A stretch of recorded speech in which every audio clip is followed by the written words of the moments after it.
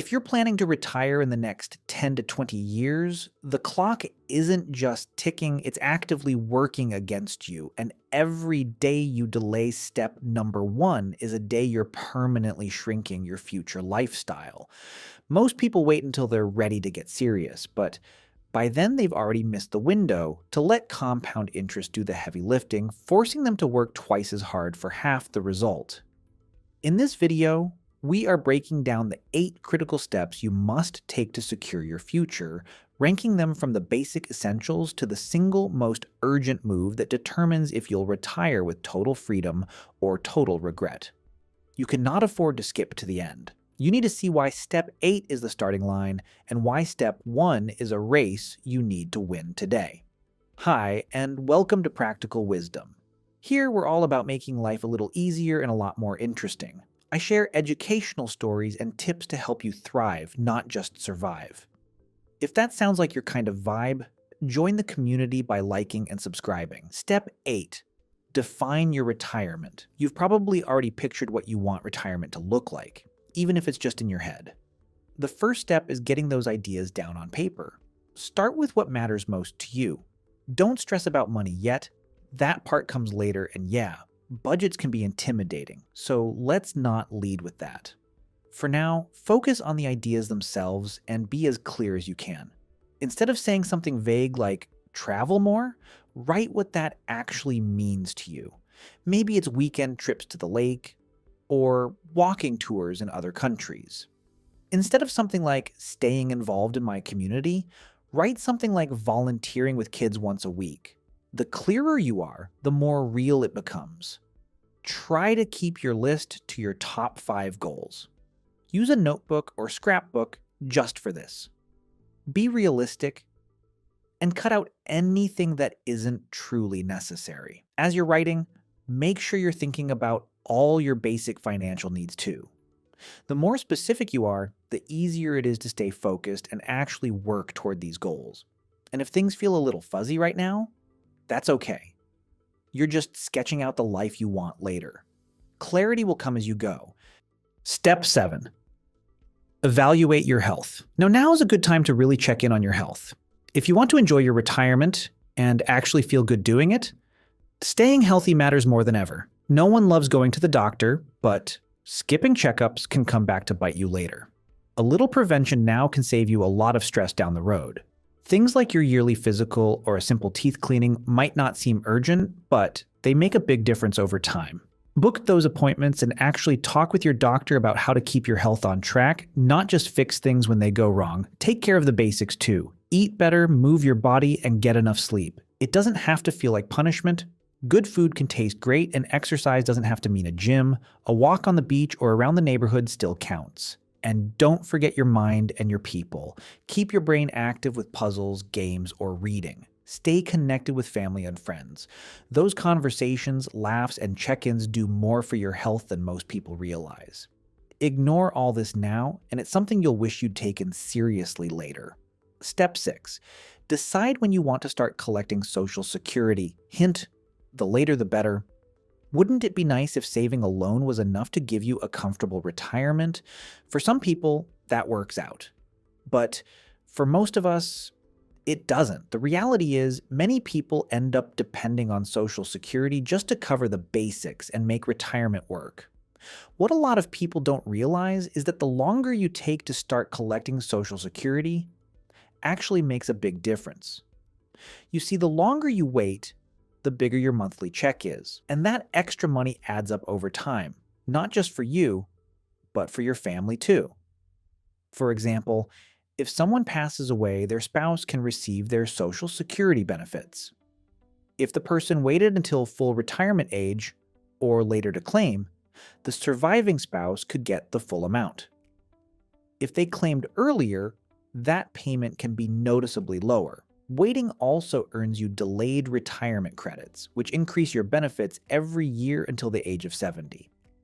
The bottom line is, rushing to claim Social Security might feel tempting, but it can cost you in the long run. In many cases, waiting a little longer means more money month after month, and that's something people often wish they had thought about sooner. Step 5. Decide on how much you want or need to work. Here's the honest truth. Unless you're already set for life, you're going to have to make a choice. Either you stretch your money and lower some of your retirement expectations, or you keep working to support the life you actually want. There's really no way around that. So it's important to be real with yourself about how much effort it'll take to fund your retirement goals. Think back to your hobbies for a second. Not everything you enjoy has to make money, and that's okay. What matters is the kind of life you want to live and what feels right for you. For some people, work in retirement might mean a few hours a week doing something they enjoy. For others, it might mean a part-time job or a small business. The key thing is deciding this before you retire, not after. Don't wait until the money starts running low to figure it out. Think now about whether you're okay working later on, how many hours you'd be willing to put in, and what you'd get out of it, and most importantly, if your body can handle it. The sooner you're comfortable with that decision, the more solid and stress-free your retirement plan will be. And trust me, future you will be glad you didn't put this off. Step 4. Create a retirement budget. When you're putting together a budget, you first need to be honest with yourself. How much money is actually coming in, and how much do you owe? A good place to start is by tracking what you earn and what you spend for a few months. Most people are surprised when they see where their money really goes. After that, think about the future. How much money will you need to live the kind of life you want when you retire? It's not something people love to think about, but it matters. You should also take a close look at your investments. Make sure your money isn't all in one place. Stick to things you understand, and avoid products with high fees that slowly eat your money over time. If you have debt, your budget should include clear monthly payments to get rid of it. And once you've created a budget that actually makes sense for your life, the most important part is using it, because a budget only works if you can stick to it. Step 3. Anticipate the unexpected. Most of us don't like thinking about worst-case scenarios, especially when it comes to retirement. It feels uncomfortable, so we push it aside. But the truth is, life doesn't always go according to plan, and when something goes wrong, it's a lot harder to deal with if you're not prepared. If you take a little time now to plan for the unexpected, you won't be caught off guard later. Think about things like how you'd handle a small issue, like a leaking roof, or something much bigger, like a serious illness. Having even a rough plan in place makes a huge difference when things get tough.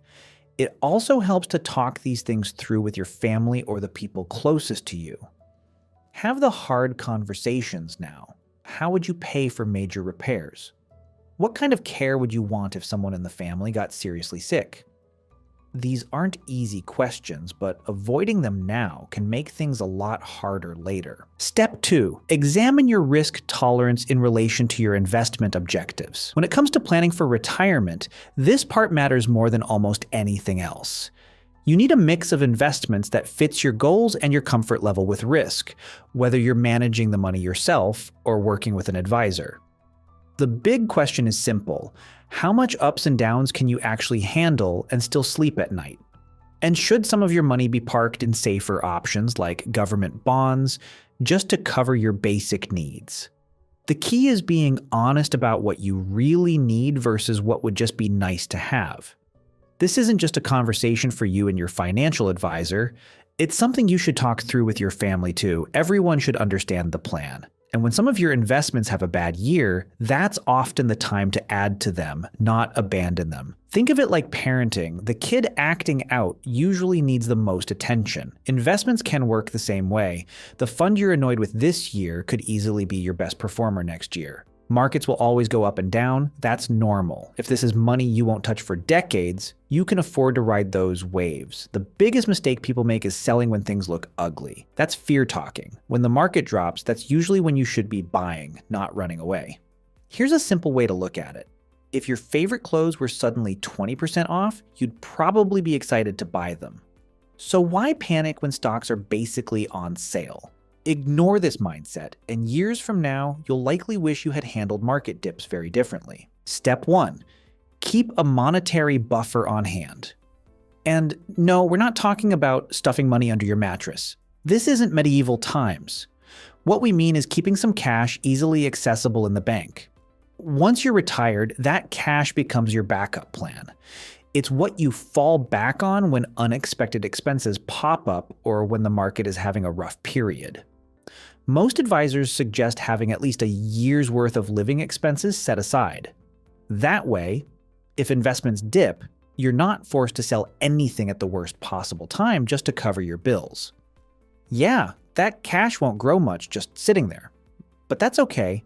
Its real job is to give you breathing room. It lets the rest of your investments do their thing without you stressing out every time the market drops. That's all for today. Make sure you subscribe and leave a comment if you enjoyed the video. And with that said, I'll see you tomorrow for the next video. Have a great day.